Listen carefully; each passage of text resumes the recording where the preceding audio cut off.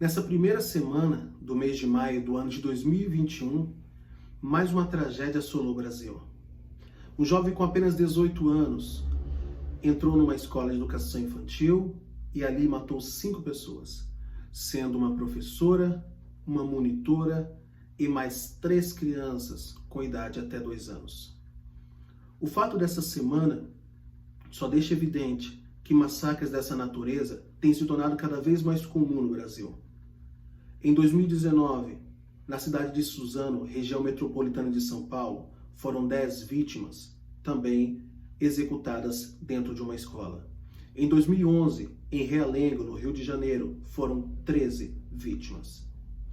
O que deixa estarrecedora a situação, se não bastasse os requintes de crueldade, vítimas geralmente executadas com arma branca, é constatar-se que o perfil desses criminosos são aqueles dos quais nunca se suspeitaria. Pessoas pacatas, quietas, estudiosas, inteligentes. E se esses crimes pudessem ser evitados? Se essas pessoas pudessem já denotar um comportamento voltado para a prática de crime? É sobre isso que nós vamos falar no episódio de hoje.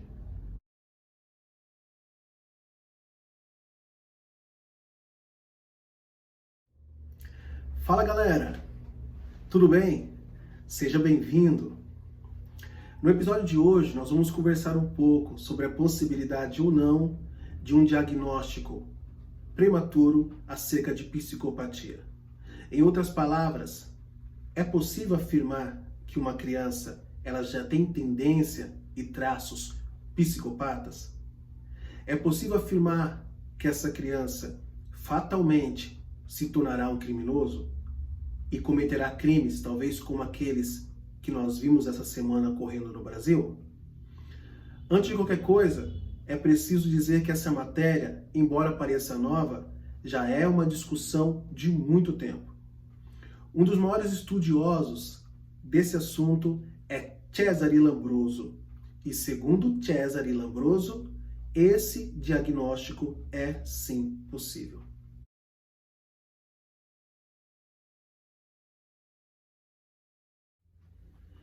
Cesare Lombroso nasceu na Itália, no ano de 1835. Ele foi médico psiquiatra e considerado o pai da antropologia forense. É o principal nome também da chamada escola positiva do direito penal.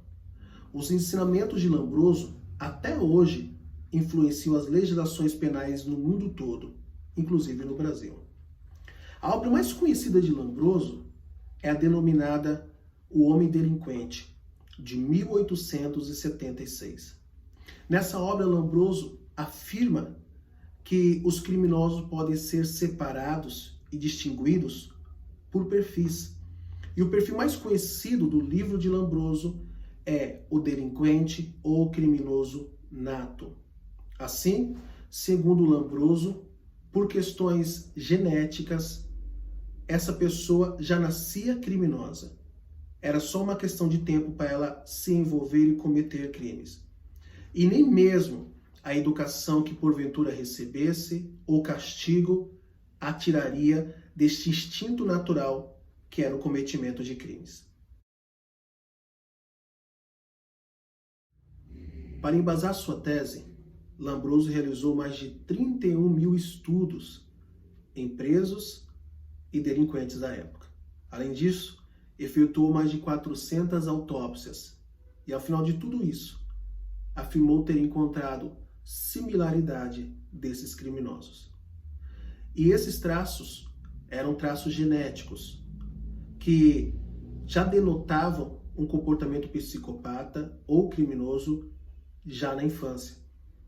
Segundo Lombroso, pessoas com essa condição, que poderia ser constatada pelo tamanho do crânio, pela disposição do cérebro, pelo tamanho das orelhas e outras, deveriam ser presos antes mesmo de cometer crime. Porque para Lombroso, o cometimento de crime era só uma questão de tempo. Hoje nós estamos falando sobre a possibilidade ou não de um diagnóstico de psicopatia ou de anormalidade criminosa em crianças. Antes de qualquer coisa, é importante nós destacarmos e deixar bem esclarecido que as convenções médicas aqui no Brasil impedem que uma criança seja considerada psicopata. O diagnóstico de psicopata só pode ser dado após os 18 anos. Antes disso, se fala acerca de transtorno, se fala acerca de hiperatividade, ou qualquer outra nomenclatura que não propriamente dito a psicopatia. Mas de uma forma ou de outra, o fato é que certas pessoas, certas crianças já trazem comportamentos que são por demais desviadas de um comportamento típico de uma criança.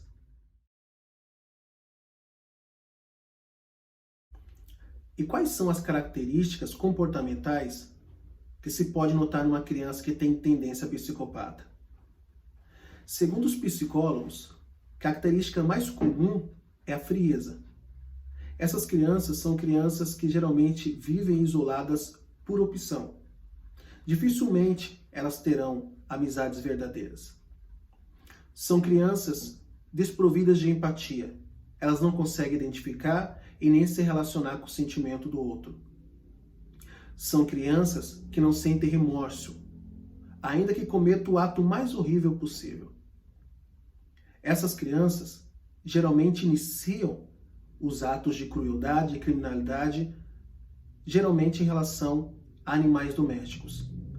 Maltratam gatos, cachorros e aquilo mais que tiver ao seu alcance, pelo simples prazer de machucar.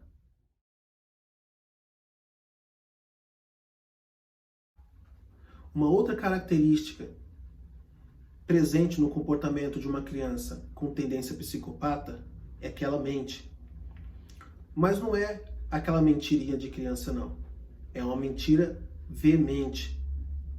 Na verdade, essa criança ela cria uma realidade paralela, uma realidade que existe só para ela. E muitas vezes essa realidade ela se choca com a realidade que ela vive. E mesmo assim, ela prefere viver aquele mundo ilusório criado por ela. Em casos assim, é muito comum que o criminoso, mesmo fazendo mal para uma pessoa, mesmo matando uma pessoa, dentro de si, ele acredite que esteja fazendo algum bem para ela. Ele esteja ajudando de alguma forma, ele esteja ajudando alguém. Então ele não se atenta para aquele sofrimento daquela pessoa.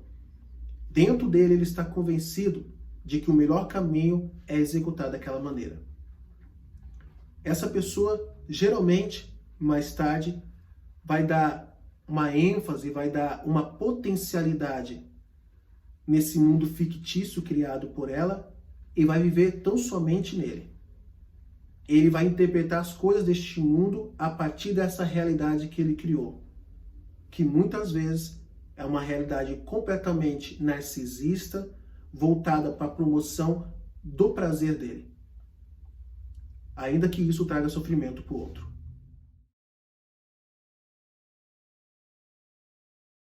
Assim, segundo Lombroso, é perfeitamente possível esse diagnóstico prematuro acerca de um possível psicopata. Pessoas que fatalmente se tornariam serial killers e criminosos de um modo geral.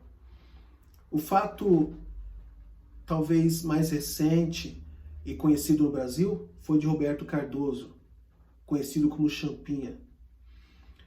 Roberto Cardoso foi o idealizador de um crime que chocou o Brasil no ano de 2003, onde um casal, Felipe e Liana, foram mortos. Na ocasião, Felipe foi morto na ocasião da abordagem, ao passo que Liana foi por 5 dias estuprada por vários criminosos e, por fim, foi executada a golpes de faca. Segundo o Ministério Público, o arquiteto de toda essa maldade foi Champinha. Na época contava com apenas 16 anos de idade.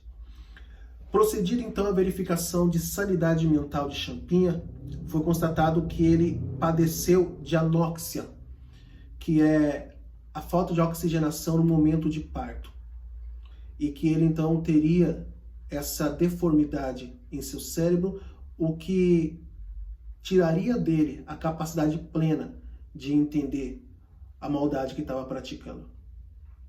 Champinha foi internado em 2007 e até hoje permanece internado, porque ele ainda, segundo critérios técnicos aí psiquiátricos, ele ainda é uma ameaça para a sociedade.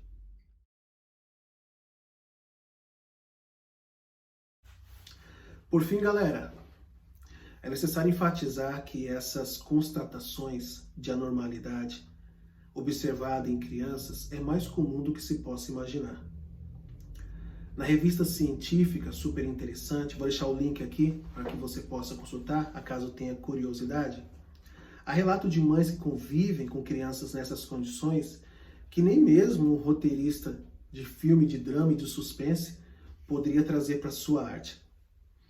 Ali há mães que dizem sobre a necessidade de dormir trancadas, em razão do histórico de acordarem à noite e observarem que o filho estava em pé, às vezes por hora, observando ela e os demais membros da família dormirem. Há ainda relato de mães que se viram na necessidade de internar o filho antes mesmo que este completasse 12 anos, em razão dele já ter atentado contra os próprios pais, a vida dos pais, de irmãos, ou ter destruído casas com incêndio. Há relato ali de criança que cometeu o primeiro homicídio com 9 anos, e às vezes com requinte de crueldade. Como, por exemplo, um amigo que empurra o outro na piscina, e ao invés de socorrer, ele pega uma cadeira, se assenta na beira da piscina e vê aquele amigo agonizar, pedindo por ajuda, até afundar e morrer. Assim, a par dos estudos, é possível sim que alguns comportamentos já possam ser tidos como anormais a ponto de trazer uma observação especial em relação a certas crianças. Lombroso foi o pioneiro nesse estudo e hoje em dia a necessidade de se aprofundar isso e se poder estabelecer algum parâmetro, ainda que seja a fins de prevenção, se torna mais do que necessário. Esse então foi o vídeo de hoje. Se você tem alguma sugestão, nos mande a sua sugestão em alguma matéria que porventura você tenha curiosidade para saber. Se você ainda não é inscrito no canal, inscreva-se, deixe o teu like e nos vemos no próximo vídeo.